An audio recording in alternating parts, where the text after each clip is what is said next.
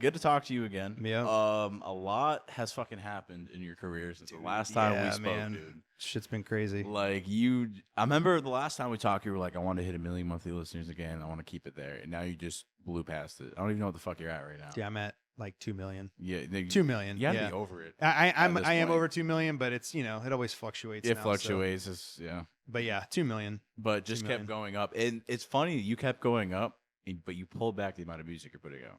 Dude, I have to. Because now, like, I'm trying to right now, like, up until maybe April or May, I have, like, all these collabs that I owed because I needed money to fund other projects back when I didn't have money and shit. So, like I said, I needed money from, people buying collabs and features and shit back when I was doing them to make, bigger projects and music video projects happen and shit. Especially like this recent one that I just went down to LA for, just like less than a week ago. But yeah, so, probably around April, May of this year, it'll definitely start to dry up. Like I'm just going to be like 1 or 2 songs a month. Like instead of a song every week. I mean, you were on that before. I mean, it's probably gonna dry up more because you did kind of pull back the past in like 2022 ish. You kind of pulled back. I was trying to pull back. 2021, you were very forward, pedal to the floor. Oh yeah, with it. You know what I mean, dude? I think we talked about this though too, because like Swig and Mikey were like, dude, you gotta chill. You told me you were talking with Swig, and Swig was like, Swig is management, by the way. Yeah, I'm like, dude, I need to make money. And he was like, I understand you got to do what you got to do, but like, and my whole thing was that I didn't have any viral hits at the time. Yeah. And it's really hard to like continue to generate income when you don't have any viral hits. So that's why I was just going balls to the wall, like and hoping one would everything stick. A week. Yeah, basically. Or worst case scenario, like I'll still continue to grow and expand and like I'll continue to grow my income, which that happened. Yeah. So it served its purpose, but now I'm at the point where I'm like, all right, I need to pull back even more. Yeah, I need to stop this. You think so? You think pulling back a little bit at that time helped you grow as an artist? I think I needed to still like I still felt the need to do it last year. But this year I'm like I don't even want to. Yeah. But like I said, I owe collabs and shit like that, so I'm just like, all right, whatever. Fuck it, Yeah. But, I mean, I guess it's easy when you keep dropping. I guess it's easy to get lost because fans are like, oh, what else? But what else is new? I want the fans now to like, because I feel like I have between all the touring and stuff, and we'll get into that later. But I feel like I've really been able to get out there now and like get my name out there, show face, and like get in front of fans, like not just on trash, not just on these AMV channels. Now I'm like I'm a face to these people. So like. Now I feel like and when people see me live, it's kind of like a newer appreciation. At least that's what fans, like some of these showgoers will tell me. Like when I was doing the one-off shows with Harper last year, shortly after we did our interview, like people were like, oh man, I knew about you, but like seeing you live was like a completely different thing. And they're like, now I'm a fan. Yeah. And I'm like, I guess unfortunately for me, I'm that artist, where like, forever the unsung hero, but once you see me live, you're hooked. Right. Is that kind of the biggest way your life has changed the past year? Yeah, I still got a lot of changes to go through. I think. You mean like even we were just talking before this, before we started recording, you're getting a lot more respect when you walk in the room. You know what I mean? From other artists, people recognizing your face. Fucking finally, man. Right? That used to be my biggest gripe about like my own career was like I felt like I was just like doing all this shit.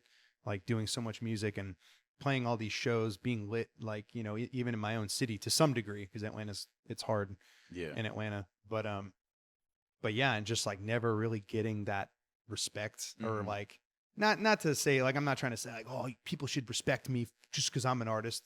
But it's like, I always felt like, I'm like, man, I've been around for a minute, even before some of you guys, like, I don't know, man. I've definitely put more songs out than you guys have too, just because nothing's stuck doesn't mean, I don't know. But yeah, so, I don't know. It was always hard, because I felt like people just never gave me my flowers, as they say. Yeah.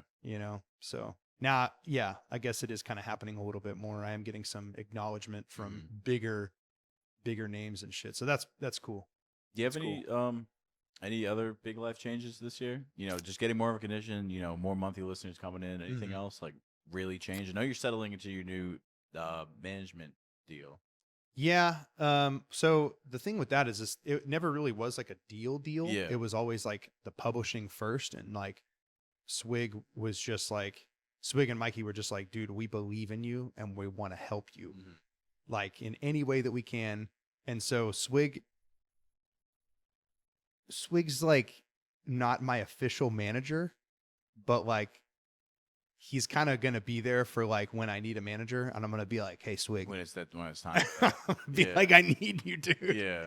But he's always there for me. And him and I have developed like a good enough like working relationship now to where like I know when I need him, and I know when I'm just like, hey, because he's got Ramirez, he's got Nick, he's got the all but six guys, so, oh God.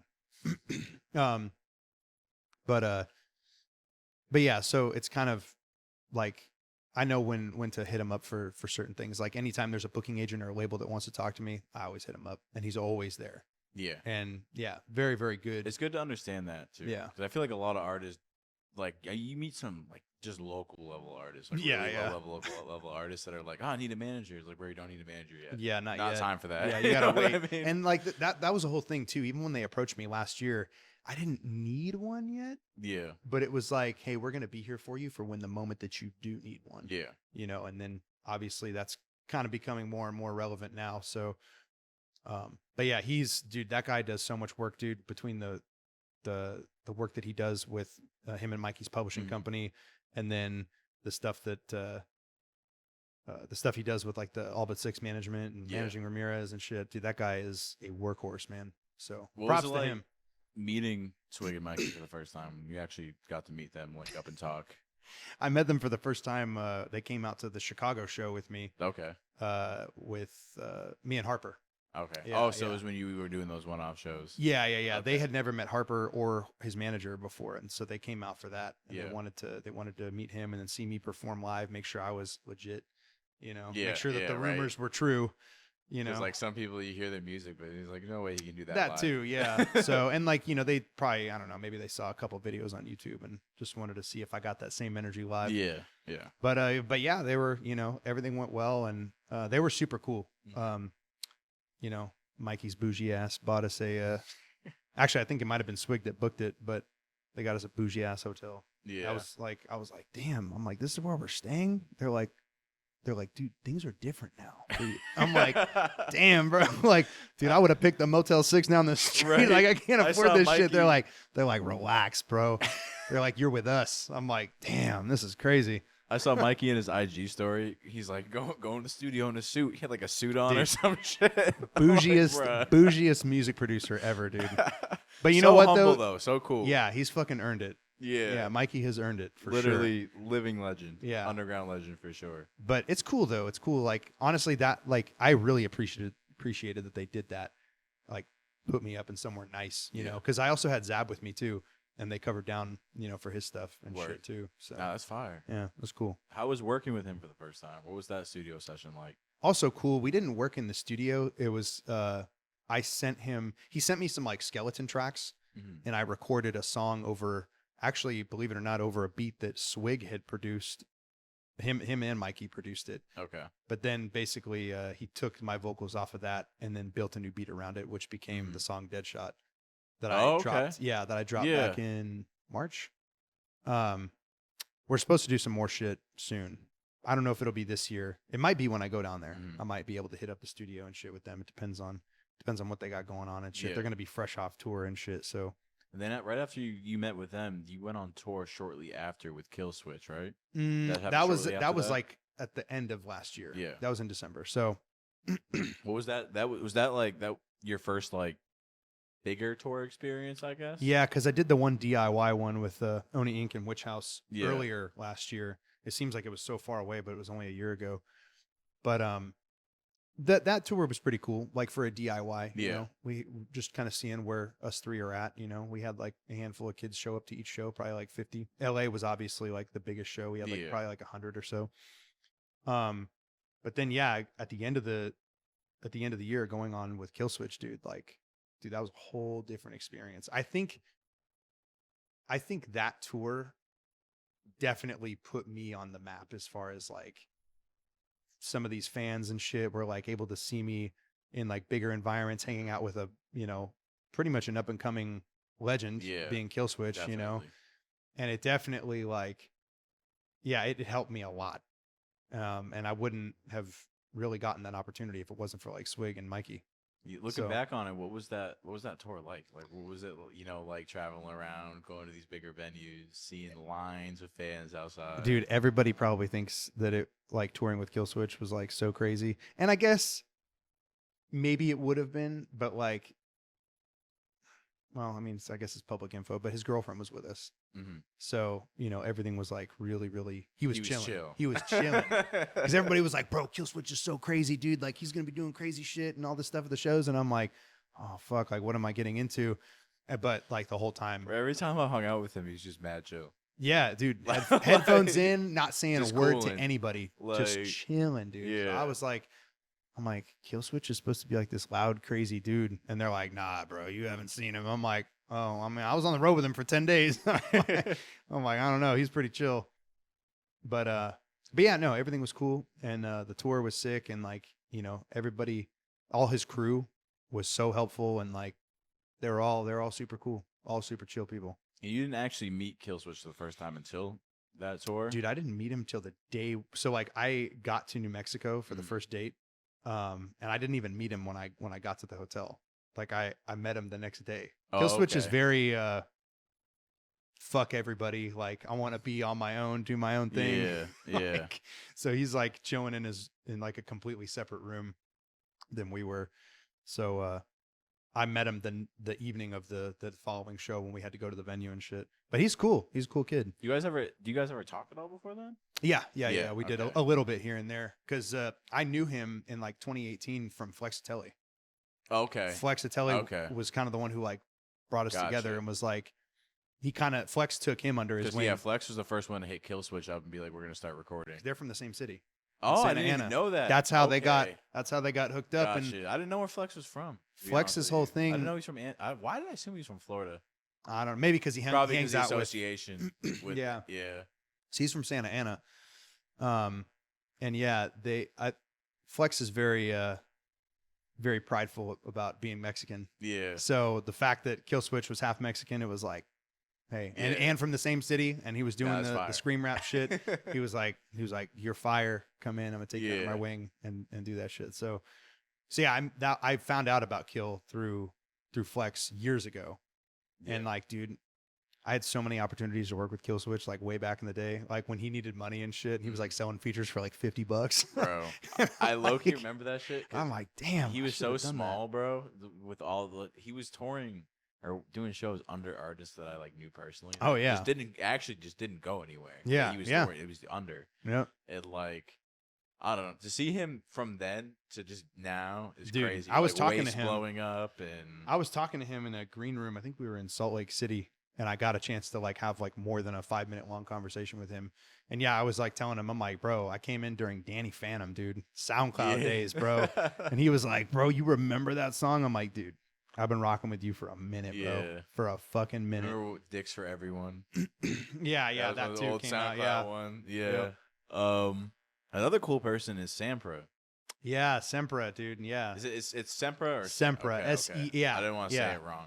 Yeah. But Sempra, who I don't know if I got on late, but I'd say I got on probably like 2 or 3 months ago. I got on Sempra. Yeah, I guess that's considerably late because he's been around for shit as long as me, I think. Yeah. And he's been around possibly even before me, but I think it was around like 2018. But what was it like? Have you met him? I met him a handful of times. Oh, yeah, because you guys, okay, my bad. You guys did perform together. I forgot. Recently. But the first time I met him, though, was at the Roxy. He came to the Roxy show in LA, the one that I did with Harper, like last minute. Yeah. And it was a surprise because I'm like on stage performing and I just see this little head moving around with a Raiders hat on. I'm like, who the fuck is that? And I like throw up my hair and I look and I'm like, Sempra walks to the front of the stage and he just fucking points at me and I'm like, oh shit. What do you think? I like reached out as I'm like performing and I just like gave him we're like dapping up and shit. But I'm like, damn, I'm like, that's the boy, man. I'm like, dude, because I'd been talking to him a little bit before then, just like on some just showing love type shit. And yeah, so like after I got off stage, this is how Ultraviolence happened. He was like, he just complimented me on my performance and shit and was like, dude, he's like, I thought you were going to gas out like with your style and running around on stage and shit the way you do. But he's like, you kept it going the whole time. And he's like, dude, he's like, you know, that's commendable. And then he's like, we might have to get that song in. And I'm like, bro, that's what's up. Let's fucking do it. You see, so I haven't talked to bro yet at all. You're going to meet him. Going to. You're going to meet him tomorrow, man. Meet him tomorrow. Dude, he's one but of I've heard great things. Dude, absolutely. One of the most chill people, like chill rappers yeah. in this scene for sure. That's fire. Yeah. That's fire. How did this show happen? Are you just on this show with him or are you going? Yeah. I'm just on this show. Okay. And then I did the cameo in LA for Ultraviolence for the first time. So that was cool. But yeah. That he just hit you up, said, hey, I'm gonna be in Atlanta. Dude, so I was gonna surprise him because I knew that they were playing in LA and I was going down to LA. I was gonna be there at the same time. But then that morning I saw on his story he posted something about like his set list. I saw he was playing Ultraviolence and I was like, fuck. I'm like, I just DM'd him and I'm like, oh man, you're playing Ultraviolence tonight? And I was like, dude, I'm in LA. And he was like, bro, you have to come through and play that shit. I'm like, sick. okay. So it was like decided that morning that I was going to go there and play it. Yeah. But it was cool. Like he's real as fuck for bringing that LA show was really unique because he brought like Teddy Slugs, which is one of his homies. He brought anybody who that he had done a song with, he brought him up on stage to just perform with him. And I'm like, damn, bro, he made it like the Sempra and Friends show. And he didn't even have to do that shit, you know? So, you know. It's good. I love it's almost like, because we both been in this shit for a while. You know what I mean? We're old men compared to a lot of Oh, yeah. But, especially me. Like, you see so many artists that are just dickheads, right? And all up in are pompous and all that stuff. Yep. But it's like, there's almost like a wave. From what I've seen, maybe it's just people I hang out with. It's almost like a wave of just humble people coming up. And it's like really cool to see. Like you, Sempra, Darky, Killswitch, you know what I mean? Josiah, I haven't had much experience with Josiah, but every time I've met him, he's been mad cool. You know what I mean? Always be like, oh yeah, what's up, bro? How you been? Yeah. So I don't know. I love seeing that. Maybe it's just from my perspective, the people I've associating with recently. But it's weird, man, because I kind of feel like I'm not trying to I don't mean this in a negative connotation when I say this, but like you're speaking from like a fan perspective. So that fan perspective is always going to be different from like artist to artist perspective because I mean, it's like we were talking about before the interview. It's so weird how that happens, dude. And like sometimes I get worried that my own like homies, like guys that are my homies now are going to view me like that. And that's interesting. It's weird because this is my 6th year as Sinizter and I've met a lot of people, dude. And I've performed alongside a lot of people. And there was even a local artist out here. I won't name his name, but this guy, we used to throw a lot of big shows in Atlanta. He's big out here in this area. Yeah. But when I played, the last show I played with him was at the Masquerade a year and a half ago. And I went on before he did, just because that's how we did shit. Like whoever sold the most tickets, he had sold more than I did. So I played before him, but it was like right before. So like all his people were in the building and shit. I always film all my shows, right? But dude, that night for whatever reason, and this is the same guy who used to invite me to like his private shows for just his homies and shit, just because he fucked with me, you know. I don't know what got into him that night, but dude, he just like went off on the promoter and was just like, I want to perform before him. I don't want him like performing in front of my people and shit before me. Just like that's crazy. So strange. But I'm like, I'm like, bro, you don't own fans. You know what I mean? Well, there are a lot of them were like his actual real life homies and shit. Yeah. But I'm like, you take that situation and like, I've applied that, like, I wonder if this person's thinking that and just didn't say it to like other people in the scene and like, you know, thinking that like, damn, because I'm not going to lie, man. I don't mean to toot my own horn, dude, but like I go fucking hard live. Yeah. And I know bro, I you do. Since day one, you bro. You deserve your roses. Well, it's not even like that. I'm not trying to outperform anybody or outdo anybody, but the art and especially performance art means that much to me that like whoever pays to buy a ticket gets every get that penny's show. worth is Yeah. gets every penny's worth of that fucking that price, dude. Mhm. You know, whether you pay $10, $15, or $50, for Yeah. whatever tour I'm on, dude. Like, I want to make sure that you leave there like, just holy fuck, what did I just watch? Who is this guy? Why haven't I been listening to him? Mhm. That's the type of reaction that I want from people, especially as an opener. And I've over the years, dude, when I perform and open for people, I feel this like there's an energy when we first meet before I get on stage of like, oh yeah, whatever. Yeah, you're just an opener. And then when I get off stage and I just did my thing and they're like, oh shit. Yeah, they don't. Yeah. This guy's like like, how do I even top that? Mm-hmm. And there's a lot of people that have that reaction. And it's like, I want people to understand, whoever listens to this interview, like, to hear me say that I'm not trying to steal the show. If I do, it's by accident. Mm-hmm. But like, hopefully my performance inspires you to go just as hard. Yeah. So, I mean, that's not on. That's a good point, because I'm just an interviewer. You know what I mean? I'm not an artist. So it's like a lot of artists might view me differently, or might be a little more friendlier because I'm not like competition. Mm-hmm. You know what I mean? Yeah. You're always going to see it from a different perspective in that way. At that, it's just crazy how some people like act like this kid you were just mentioning, and then there's people like Sempra and Darky who just wanted. Dude, it's the same thing. Harper is the same way. Like, I was scared with those shows. Yeah. Because, dude, like, I was when we played Chicago. Well, actually, shit. Backing up, when we played the Roxy, like, obviously I took that shit last minute. I was still kind of new to his fans, but like, dude, when we went to Chicago, man, like, it was much more like a personal show, kind of like the one you're about to see tomorrow. It was like a 300 cap room. Everybody's very close to the stage and shit, and like, you could reach out and touch you type shit. The Roxy kind of wasn't really like that, but dude, like, when I got off stage there, I was like, I went crazy. And like, the fans, dude, there was a line to meet me that was like outside the venue door, so that's crazy. And I'm like, it was overwhelming, dude. Even Swig, like, Swig and Mikey as my witness on this. You could ask them. They were there. Like, Swig had to like run my merch, because I was going to do my own merch, sell it, take pictures, whatever. Because I'm like, only a few people are probably going to want to meet me. This is the Harper show. Dude, everybody in that bitch piled in. Dude, you're starting line, and I was like, oh shit. You're starting to be one of the defining faces of that scene. Yeah, I mean, it's, you know what I mean? Like, when people think about this whole new wave of coming up, would you consider Harper Phonk? Sempra? Harper. Oh yeah, Harper. Okay, well, got you. If you call Harper Phonk, he'll like tuned in. He'll crazy shake his to head. his music. You know what I mean? So I'm not 100%. I've listened to a few songs, but I haven't like done a deep dive yet. I feel like his earlier stuff is way more funk than his current shit. His current shit is definitely a lot more experimental, and I would almost say it kind of is just more like hip hop. Yeah, he's definitely more of a hip hop guy. But there's almost like this new, because scream rap has kind of been a thing since like the SoundCloud era, Mm-hmm. For sure. Years back when X was coming up and South Florida had its moment.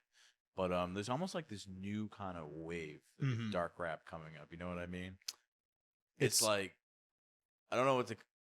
I know funk is like thrown around a lot. Dude, you know it's so weird, man. Like, but you know what I'm trying to say?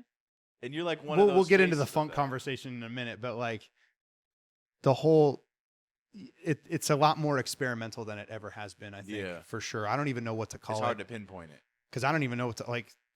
I made a story the other day that was just like, I called it trap metal, and then in parentheses I put scream rap, funk, whatever the fuck you want to call the genre that I do, because like, I don't even know what to call it anymore. Because like, sometimes I'll do metal and funk and trap metal, scream rap, whatever, so I don't even know how to classify it. Yeah, so I don't know, as time goes on, it's just like, how do you classify music anymore? Because people just blend genres. Dude, when I go and meet people just like average, whatever, and they're like, what do you do for a living? I straight up say, like, I'm a rapper. And dude, the reaction I get is just like, but you're wearing metal clothes, how are you a rapper? I'm like, the modern day rapper is so much different. So much different. So much different than it was 50 We come years from ago. all walks of life. Right? And it's just crazy. I think to that's think that. the amazing thing about rap. Mm-hmm. And I put rap in parentheses because rap is to me more of a vocal style than it is a genre. Oh yeah, for it's sure. more of a way of deliver, like you don't call pop music sing. You know what I mean? Yeah. Like, so it's like rap is kind of like the way it's evolved. It's crazy how it can be done by almost any walk of life and Yeah, perspective. pretty they much. put their own twist on it. Pretty much, yeah. So that's why that rap itself is so unique. You know what I mean? Oh yeah. But funk in general, how would you describe, like, what is it for people that don't know, people that aren't familiar? What is funk music? Oh man, I hope I don't get crucified by the fans for fucking answering this question. All right, so I'll try to answer it as like proper as possible. So we got to acknowledge the Memphis style funk, which is like, you know, the early shit, like the 3-6 Mafia. and, Yep. 3-6 Mafia and all the other, dude, there's so many like Memphis rappers that get sampled that were like never big. Like I couldn't even tell you their names, but I've just like seen in like sample kits, like funk sample kits from like producers and shit. There's songs in there that like I'm like, this song was never even big, but it's a cool sample, and just, you know, Devilish Trio has used it in their songs and shit. It's in some of my songs. It's in, you know, other people's songs and shit. But obviously 3-6 Mafia is like the biggest one that gets sampled. And like Kingpin, Skinny Pimp too. That's another big one. But like, you know, a lot of the funk OGs from like, you know, the shit, I guess like the 80s and 90s, you know, that's like original Memphis funk. And then like funk, I feel like has gone through, it's a very progressive genre for sure.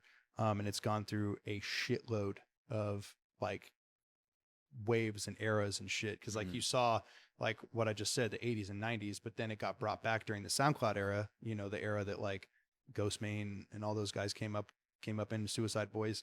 They did like their version of like, kind of like a dark, it had like a 3-6 Mafia style to it. But it was like dark rap. It stayed true to that, yeah, but it was like darker, you know. But now in the current age, you know, 2021, I think is like when it really started going crazy. Maybe even 2020. The Russians started adding cowbells to everything. So that's where the cowbells came from. Abusing it, because like it was always in funk before, but like a little bit, like a tiny bit. It was just kind of like a perk that you'd hear in the background. Now they made it the whole damn beat. Now it's like do do do do do do do do do do do. It's just like cowbell spam basically, Right. You know, and it's ridiculous. And it TikTok boosted that style, that new era, that new wave of you know, what some people call it drift funk. There's like drift funk, which is like the more like if you listen to like North Memphis by like Pharmacist or something like that. I actually heard Sempra specifically speak on that sound. So that's kind of like that's where the original Russian style kind of originated from, the cowbell style.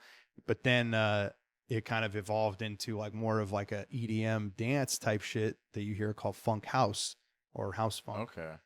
And that's like the shit that's like viral, like mega viral on TikTok. Like, you know, you probably look at artists like Cordell and even like some of Ghostface Play's new shit, but like most new funk songs that are coming out is all funk house. Like that's all the popular shit.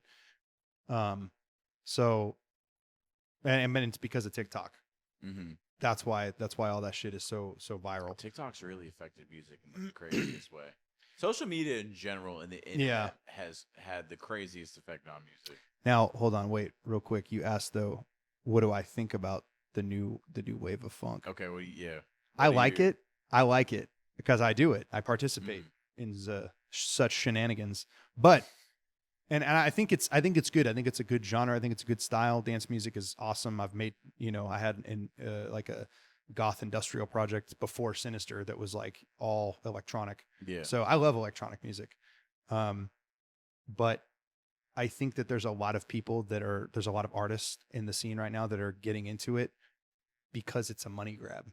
Because they want, I want to boost my monthly listeners. And then, you know, I've tried to like call people out for that. And they're like, oh, but you did it to boost your numbers. And I'm like, dude, I was doing funk in like arguably in like 2020 before the shit was even popping. And I was like like a household name. Dude, I was like I was the first rapper to work with Ghostface. I hate to be on my Soulja Boy shit right now. I was the first rapper, but no, I was the first. Like literally, you like anybody could ask Ghostface Play, who was the first rapper you ever worked with? He's gonna say Sinizter.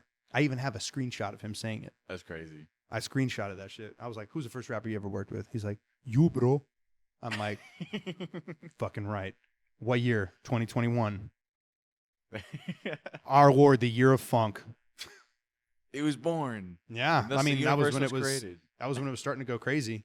But or the new version. Yeah, the new wave. Yeah. But now it's like I said, it's like evolving. Like Cordell's like pushing it beyond funk. It's like I said, it's going in such a dance direction now that it's like I almost feel like it's like it's like new EDM basically. You know, even EDM guys are trying to get because it's like shit. Everybody likes it, you know, and it's more viral than the shit they were doing.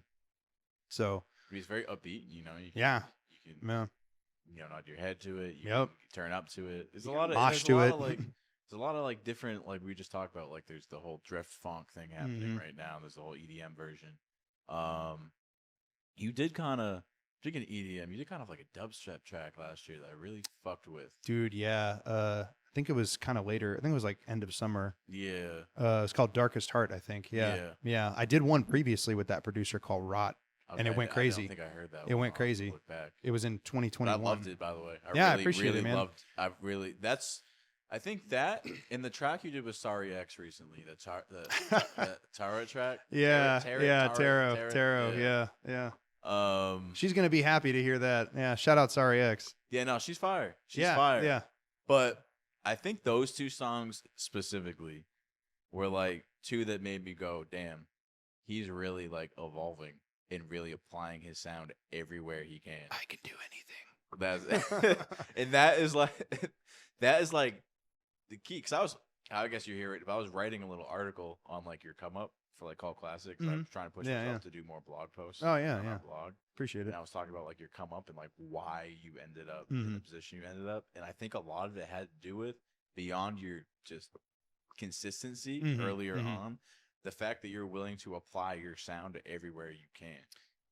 Dude, I feel like that's like one of the keys to growth. Like because it's part of also like sound discovery too. You know, when you hear people like jumping on shit, but they don't sound good on, you just got to keep trying new shit. Yeah. Or keep just experimenting with your voice and just trying new vocal styles, you know, and then applying it just everywhere. It's really like the key to like, I guess, beyond music, just a lot of things in life. Because a lot of people, I feel like they try something and it doesn't turn out the way it did in their head at first, and then they just stop. They're like, I suck at this, I'm done. They don't realize they need to keep applying themselves to it and keep going. You know what I mean? That's the instant gratification era that we're in right now. Is that if it doesn't work once, everybody's like, oh, well, it's never going to work. Participation trophy era. It's almost kind of like, that too, but it's almost kind of like there's people that like, how do I say this? Like, not that it's like, I guess it kind of goes back on what we were talking about, doing things for virality. Yeah.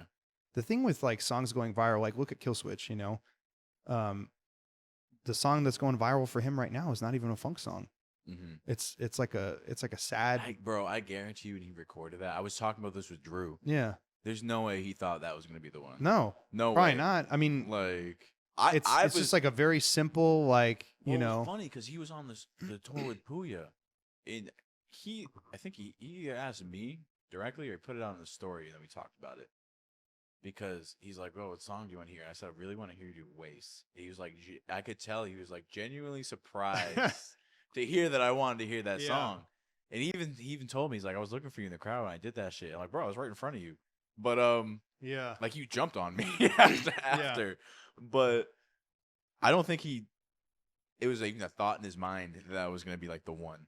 Dude, I don't think like that's the whole point of virality is like that artists need to understand. And I don't think many people do, but you don't get to choose what blows up. Yeah. It could be like a song that you hate and just blows up, goes viral because either the soundbite on TikTok was funny or somebody did something funny to it or whatever, or a viral moment on TikTok and they caught a viral moment and so did you.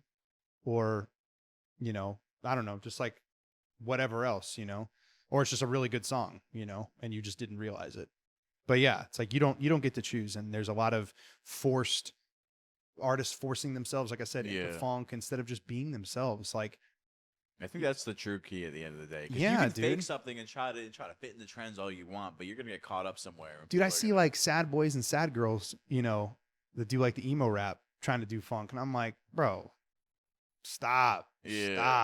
this is not for you. Like, and it's not even like I'm trying to be a dick either. It's just like, but just be yourself, you know, always. And like anybody, you know, to anybody who wants to clap back at for me saying that, like, oh, what about you? You were doing scream rap. It's like, yeah, but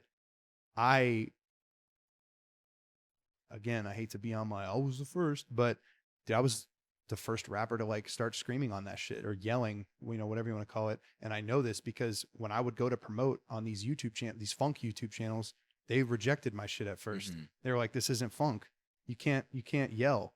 Like, you don't even have the same, like, you know, funk flow, because they're thinking like Memphis flow. Yeah. And I wasn't hitting those Memphis flows. I wasn't even on slower 80 BPM beats like that. Those beats were slower too. Yeah, those beats are way slower. But like the beats on Drift Funk is like way faster. Yeah. You know, so it's like 130 plus. It's like 160 or 170. Yeah. So they hear me doing this and they're like, bro, no. But I'm like, no, this is lit. Trust me. And then sure enough, when I started getting cosigns from some like Ghostface and Pharmacist and shit, that's when people started being like, okay, we'll promote it. And then it was becoming a thing. And then obviously you had people like Scarlord, who like, once he did that shit with Cordell, it was like, okay, this is like really truly a thing now. Like everything is accepted now. Or like the Scream Funk shit is, at least. Speaking of Cordell, I know you're wearing a sweatshirt, by the way. Very dope sweatshirt. That's my guy. What was meeting him like for the first time? And did you see him without the mask? I did. Dude, funny enough, I had some homies that were at the LA show, the Santa Ana show, where he pulled up to and we met. And he was like talking to them at one point. And like one person like had even asked him to like move out of the way so they could like get past him or whatever. And like later on, they saw like all the pictures that I took with him and the videos I took with him. And I was like, oh yeah, man, Cordell pulled up. And they were like, Cordell was at the Santa Ana show? And I was like, yeah, but he was barefaced. No one knows what he looks like. So they're like, oh shit. And I'm like, they're like, how come you didn't tell us? I'm like, they're like, man, I was going to ask him for a beat. I'm like, that's why I didn't tell you. That's why I didn't tell you. He doesn't want you to know what he fucking looks like. So I'm like, that's why I didn't say anything. That must be so cool, bro, to be like literally like at the top of like a scene or a sound, right? Like the top tier of a sound, and just be like faceless. And then when you go out and like no people don't recognize you. People would shit themselves if they knew that's who you were. He brought the mask in, and I told him I'm like, bro, do not put that on in here, because the minute you put that on, everybody's gonna flock to you. And he's like, okay, yeah. Just like keep it hidden for right now. Right. But yeah, it was hilarious. So we like went off to like the side, like outside the bar, and we just like, you know, did like a quick little photo shoot and shit. So we'll probably use it to promote some songs for later this year. Yeah. What do you think he's done for the genre, the funk genre overall? Oh my God, so much, man. He's broken the boundaries. That's for damn sure. Mm-hmm. You know, like, I mean, he really proved how far like you could really push funk to, you know, everything from drift funk to like the funk house shit that he's doing. I mean, he like, granted, you ask him, he'll tell you he hates it, but like his fan base thinks otherwise. Yeah, that's for damn sure. You know, and so does, you know, like the shit he makes, dude, is so fucking hard. And I'll be like, bro, this is so hard. He's like, dude, I threw that shit together in like 5 minutes. I'm like, what? I'm like, dude, your 5-minute scratch beats are like some other producer's like full song, man. Right. And then he's like, dude, this isn't even done. And I'm like, this is crazy. That's just from like years of sitting in front of a computer or a studio and just fucking throwing sounds together. Fun fact, when he mixed One Shot, One Kill, he mixed that shit on his fucking Mac, on his MacBook speakers. Yeah. He didn't even use headphones or anything. You know, it's funny and kind of related, but unrelated. Metro Boomin. Yeah. Says he mixed TM88 did the Uzi Exo Tour Life beat on a Beats pill. Oh, dude, I believe it. And he was like, if you can make that shit sound good on there, it sounds good. Yeah, it sounds good everywhere. Yeah, that's the golden rule with like mixing and mastering and shit, you know. And you know, to like Metro Boomin and like even Flexitelli does this, and Brian Spencer does this. They make it's like producing is so unorthodox nowadays. Like you got to make that shit clip. Like if it's got to be hitting in the red, because like if it's hitting in the red, too low. Yeah, because like, that's one thing. Like me and Avery were talking about on the ride up here, when she was like, why does it sound so low? But granted, my radio sucks. But she brought the comment that some songs sounded low and songs sounded high, and I'm like, it's because people aren't mixing their shit properly. Yeah. They're mixing it too low. You can have a banger song, but if it's not clipping or if it's not a little bit in the red and it's too low compared to the other shit that's gonna come up, they're gonna skip over it. Dude, it could be the most fire shit in the world. I worked with one really orthodox producer recently on like a metal song, and like his way of mixing is just very, very, like I said, orthodox, and it's just everything's mixed to perfection, and it's like it's never clipping. And I'm like, dude, you need to make that shit louder. And he's like, bro, I can't push the limiter. I'm like, take the limiter off. I'm like, no limiter. He's like, bro, but I'm like, producer world, that's so controversial. I'm like, no, but take the limiter off. I'm like, this song is a banger. We need to let it breathe. All the producers watching this know how controversial that is. Yeah, dude. And I'm like, dude, take the limiter off. I'm like, he's like, dude, are you sure? It's going to be really loud. I'm like, that's what it's supposed to be loud. I'm like, it's supposed to be the loudest fucking song genre. When I play it. But it's like it's a really simple like metal track. I think I'm going to probably put it on my album. But that's what's up. But so you are working on an album right now? Yes, I didn't do an album last year, and Swig was like, give me an album to promote. And I'm like, all right, I'm gonna do an album this year.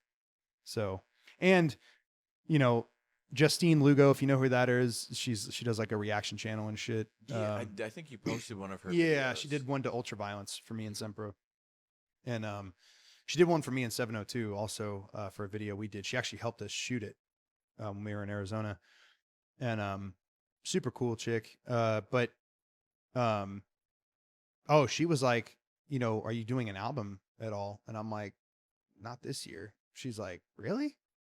No album?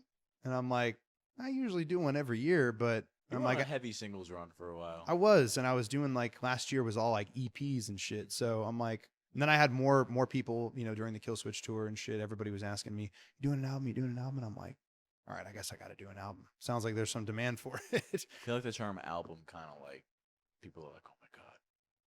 You know what I mean? Like it really changes the whole way people are like feel about the music before they hear it. It's like, holy shit, this is an album. You know what I mean? Yeah. So they go into it with a higher expectation. Dude, the last album that I wrote was a concept album too. So the whole thing was very like streamlined. It had a theme to it, and all the songs sounded like similar. It was all done in a similar style. So this album is not going to be like that. There's no concept. Well, the concept basically is like, it's called Man, Myth, Legend. Mm-hmm. And the concept behind it basically is like me bringing all of it's a concept I've actually had in my head that I wanted to do ever since like the inception of Sinizter, that I wanted to basically bring everything that I can do under one album. So like the trap shit, the, you know, scream rap shit.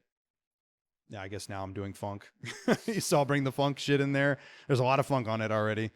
And then bring the metal shit in there, and bring some rock and shit in there too. There's like, go back to the roots. Yeah, there's like 10 songs I think already on it. I still have to record a few more. I'm just kind of recording until I feel like I'm done, and then I'll go back with Swig and listen to the album, and like we'll pick and choose what should be on there and what we feel like shouldn't be on there. So that's what's up. But yeah, that's kind of exciting process. That's the general vibe. And usually I don't let anybody listen to my albums either. So like, oh, so he's yeah. I'm like, no, this is my thing, but nah, I want his opinion. Yeah, I want his opinion. Yeah. I value it. So, yeah, no, I know we talked about it in the beginning. He's a genuine dude. Met him the first time. Yeah. I didn't know who he was. I was at the Spider Gang first tour. Yeah. We were in at Fort Lauderdale because Killswitch came with us. He just walked up to me and said, "Are you?" Because I saw his backpack, his army backpack. I said, "Are you what like a DJ? Are you a DJ or something?" It's like, "No, I'm a manager." Da da da. Yeah, and he's yeah, like, yeah. And he told me, he's like, "I actually fuck with you." Da da da. You keep doing what you're doing. Yeah, yeah. Mad chill. Invited me out to the Puya show, so I just want to speak on like it's a good opinion to have. Yeah, yeah, I think so too. And he helped. They did like a thing for Ramirez, basically, where Ramirez kind of like was like, "Here, Swig, like, give me your blessing. Like, what do you think?" I listened to it all the way through. Same thing, same process. And I was like, I found that interesting. I was like, you know what? I've never had anybody like scrub through my stuff like that, you know, and nitpick what we feel like should and shouldn't be on the album, you know? So that's what's up. Yeah. So I guess while we're on the topic of an album, do you know what direction you want to take your sound next? Dude, it's all over the place at this So point. it is all over the place, which isn't a bad thing at all. It's all over the place. It's all over the place, but it's not at the same time. It's like you have your core sound that you apply to different pretty much genres. And I'm glad that my fans still like appreciate it. I've been hearing a demand for metal. So I think I'm going to start bringing more of that into the fray. Mm-hmm. I think I'm going to probably do like a metal EP, see how that does. Cause I've done like metal singles, but I've never done a metal EP yet. Mm-hmm. So I'm like, I think it might be time to do that now, really especially cool, because a lot of my fans are like, yo, you got to do we got to hear you do metal, Sinizter. And I'm like, because it's been years, you know what I mean? They hear your old shit and they're like, I wonder what this would sound like now if you were to try it again. They've heard the depths, and the depths I did a year ago. And, yeah, I mean, they got a little taste of what it was, and I played it at all my shows. I close out every single show with that. And, yeah, I mean, fans love it. So it's like now, they want to hear more. So I got this, I got a way that I want to end Man, Myth, Legend. I already have the song. I just finished writing to it last night, actually. It's called Godslayer. Okay. It's heavy as fuck. It's heavy as really heavy. It's heavy as fuck. Okay. And yeah, I think the fans they're gonna lose their shit.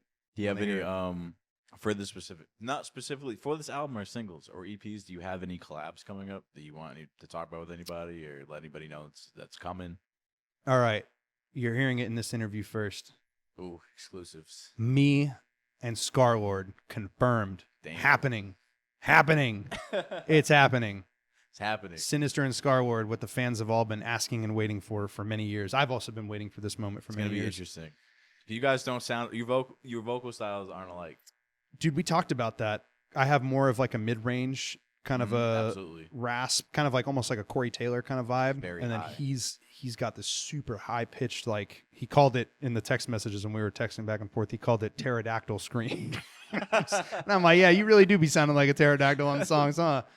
I'm like, pterodactyl. He sounds like a pterodactyl. With the P. yeah, exactly. But anyways, but yeah, so expect that. It's one of them's a trap metal song. Okay. And it's produced by Brian Spencer, and it is a banger. Like Scarlord's reaction when he listened to the open that I sent him, he was like, "Holy fuck!" So that should tell you all you need to know right there. Do we have any timeline on when? So we actually talked about it on Wednesday. We were texting when I was in LA. He finally got back to me, and he's got some stuff dropping with another artist. I think at the end of February, and then he's got some free space. So I think potentially in March. I was aiming for April, and he was like, "That works," but he's like, "Dude, we can also drop in March." I'm like, "Bro, let's run that shit." I'm like, "Let's fucking run it, dude." But yeah, there's a second one that's more of like a funk house vibe, kind of like the melodic funk house shit that he's been doing. So there's that one too.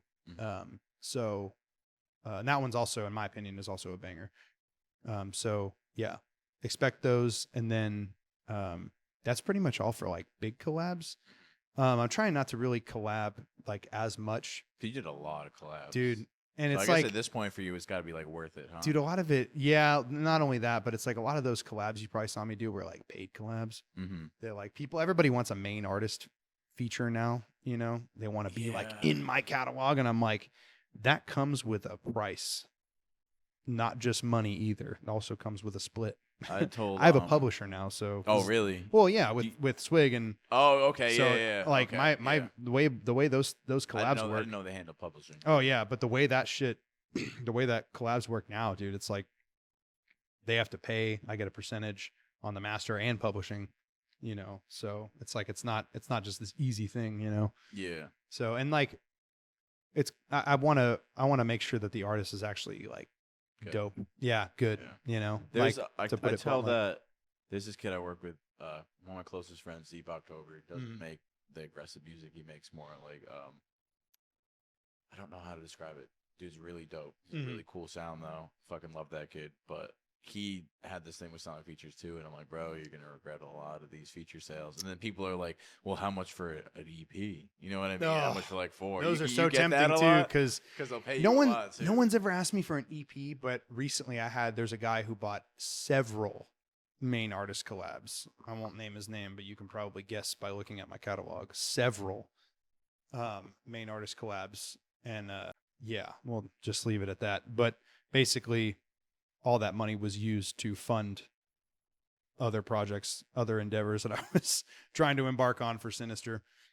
But yeah, I was able to get some, good music videos out of it and shit just recently. That's what's going up. down to LA and shit. So. I know you remember. I remember back in the summer when I was talking to you, telling me you and Mikey were trying to fund. I think it was a music video, or a few.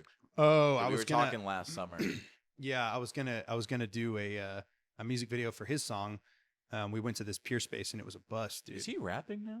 Who? Mikey? No. Oh, actually, wait. Yeah, he is. He's always. I thought I heard some shit with him doing vocals. Yeah, but I don't know how true that was. He did do his own. So I forgot. Yeah, he's working on his own album, I think. Okay. Yeah, he's working on like a solo project. That's just what you can do when you're Mikey magician. Yep. You're literally a magician. Yeah, pretty much. Yeah, he's doing his own thing. But to wrap this up in a few, Europe this year. Dude, yeah. It's an all like I'm performing with a bunch of metal bands, dude. Probably a lot better than Afghanistan. Yeah. Dude, Chelsea Grin, Born of Osiris, The Ghost Inside. I'm playing with like a bunch of bands I listened to growing up as a teenager and shit, dude. It's fucking crazy, man. That'll be in the Czech Republic, July 6th through the 8th. It's called this festival called Fight Fest. Mm-hmm. It's an open air festival, so it's like outside and shit. This big ass field. So it looks pretty cool. So like Mushroomhead has played there before. Knocked Loose has played there. Like, I mean, a lot of bands that people probably know of have been through there. So, it's not like a small thing. So that's what's up. Yeah. From what I've been told, I have a really good slot time too. Like I'm playing at 8 p.m. right before all the big bands. So everyone's getting ready to go to the stage. Be like, okay. Yep. You know it's what like I mean? prime time, That's what's up. right at That's nighttime and fire. shit. Yep. So it should be good. And this year, because I know you went on tour with Killswitch this year, are you going to be doing any more tours or solo tours? It's not announced, and I can't really talk about it, but there will be a tour in like October, November with an artist that I have done shows with previously, not Killswitch.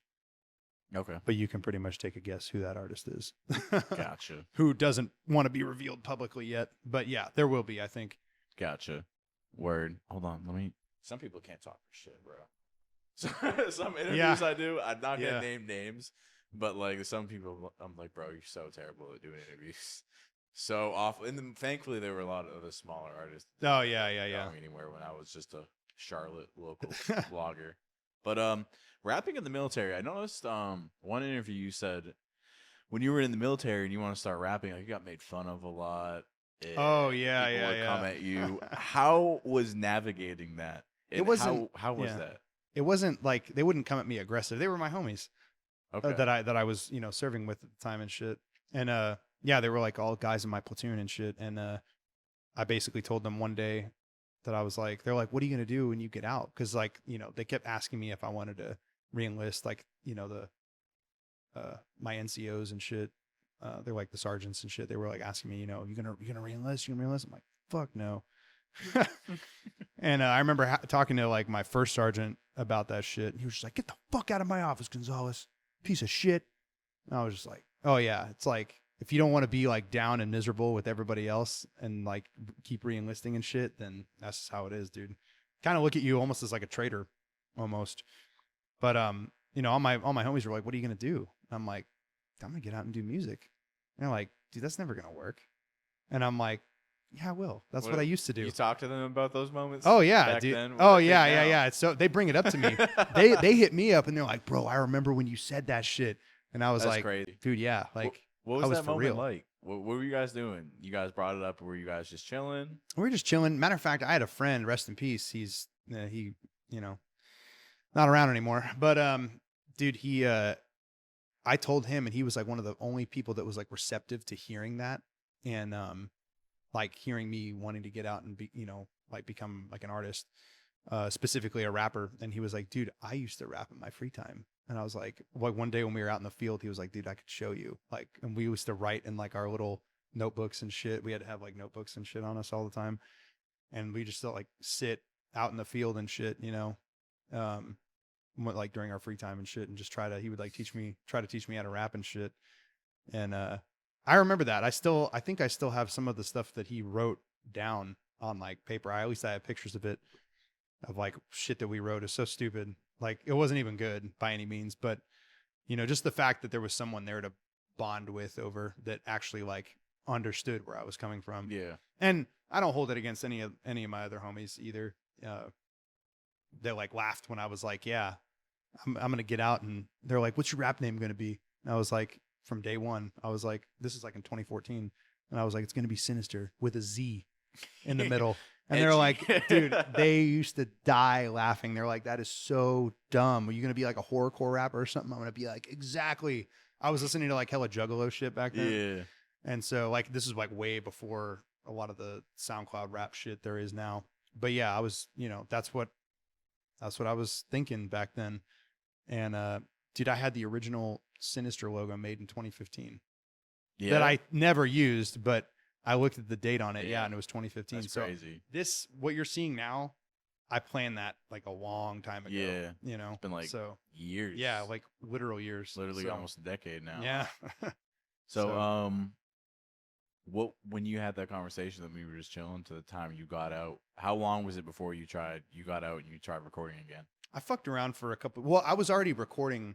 You were recording while you were. Yeah, I had a project Gotcha. that was pre-Sinizter that was like the electronic project I told you about. It was called Nexium. It's on Spotify. It's not a crazy amount of monthly listeners though, but there's a few hundred. But yeah, it was like, you know, industrial dance music type shit. It's cool. But so I recorded for that here and there, and this was like 2015, 2016. And then my bandmate in that band passed away like super suddenly. Mm-hmm. And then when she died, I was like about to start going to school for, you know, audio engineering and shit at the Atlanta Institute of Music here. And that, like, doing that, I was around a bunch of other rappers and shit. And I was like, I think it's probably time to start this project now and like try to get Sinizter off the ground and like start rapping and shit. So yep, that was how it all kind of. Now we're here. Yep, now we're here. Like 5, almost 6 years later. Well, shit, bro. You have anything else you want to add? That's pretty much it. Shout out to the fans and everybody who supports me and shit. I need it, and I wouldn't be able to do what I do without you guys. So I fucking love y'all, man. Well, damn. I always enjoy talking to you. I feel like fucking we could talk for hours, dude. Yeah. Genuinely. Yeah. But yeah, man. Thank you. I'm excited for the show tomorrow. Yeah. Oh yeah. We'll definitely do this. We'll do this again real soon. Maybe the end of the year. Now that I have my band, I'm traveling a lot. No, yeah, for sure. Dude, come down, kick it in that. Do people know where you stay, or we just people, say that? Hell no, people don't know where I stay. We'll stay Atlanta. Yeah, I say Atlanta. Cool? I say come down Atlanta. and kick it in Atlanta. Yep. And yeah, man. But thank you all for tuning in. Go follow. Peace. Yep.